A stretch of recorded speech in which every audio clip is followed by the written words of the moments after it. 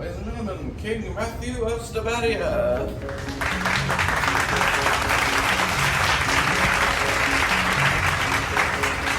Good evening, Davos.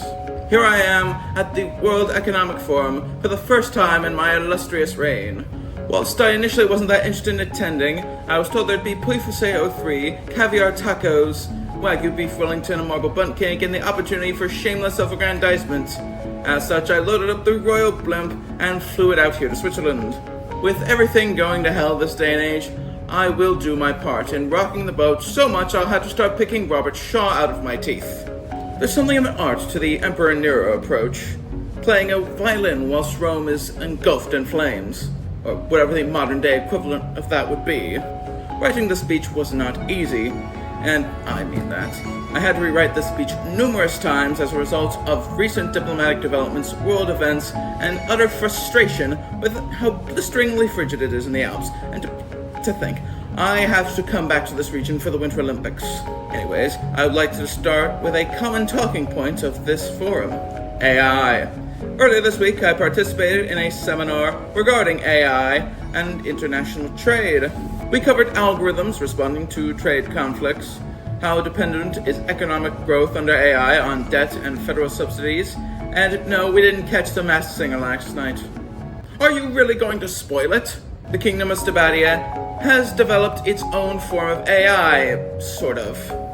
We've hooked up a Viscount's brain to a machine so that his dreams create visual scenarios from any prompt. As we all know, entering a bunch of dumb concepts and constantly regenerating footage until it eventually looks even passable is not tedious or vapid at all. Now, to replicate the full AI experience, we sought to replicate its environmental impact.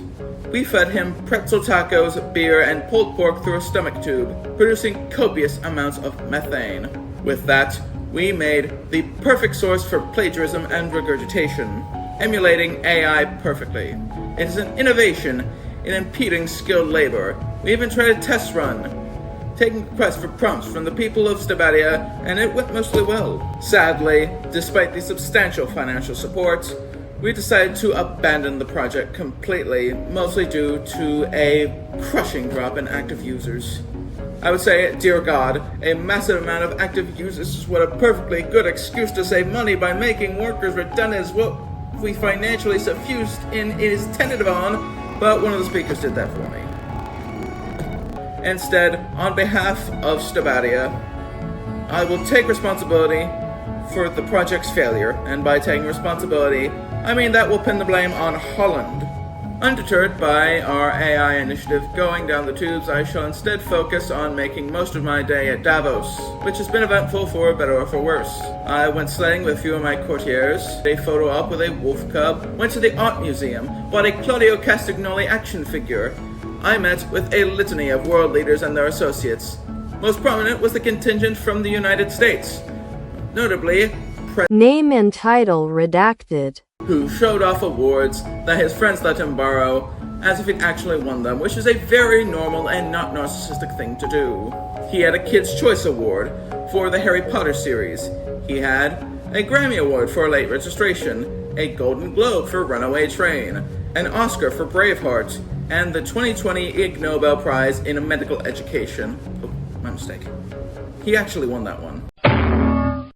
When we met face to face, he would cycle between fanboying over meeting a fellow authoritarian, red-blooded jingoistic schlong swinging, going torpid like a deer in the headlights, and a fascinatingly grotesque amalgamation of the three. He felt quite delighted to be meeting Stibadia's knight on silver platter. Before I came to Davos, he sent me this invitation. Let's put that on still, sir, shall we?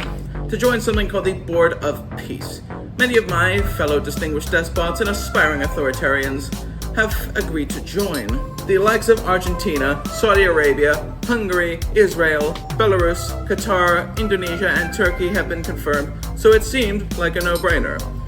While as an absolute monarch, joining an organization built on tyranny, greed, and vaingloriousness sounds like a ton of fun, I personally decided to keep my options open for the time being. Also, I'm not keen on a $1 billion fee for permanent membership.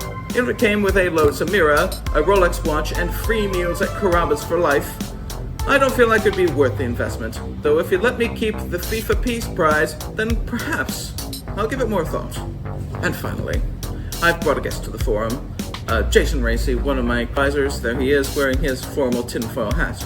He was excited to, and I quote, see firsthand the sinister world of behind the WEF to enervate and threaten our good kingdom.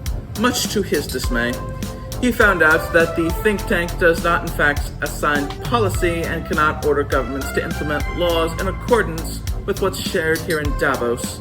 He found practically nothing of what he was expecting. Mr. Racy was slightly underwhelmed by how mundane everything was. It wasn't even a Cthulhu ceremony. Tell you what, Jason, how about I take you to Zaxby's when we get home to Stibadia? My treat. There's a smile. And rest assured, he'll go back to believing these theories because it's Jason.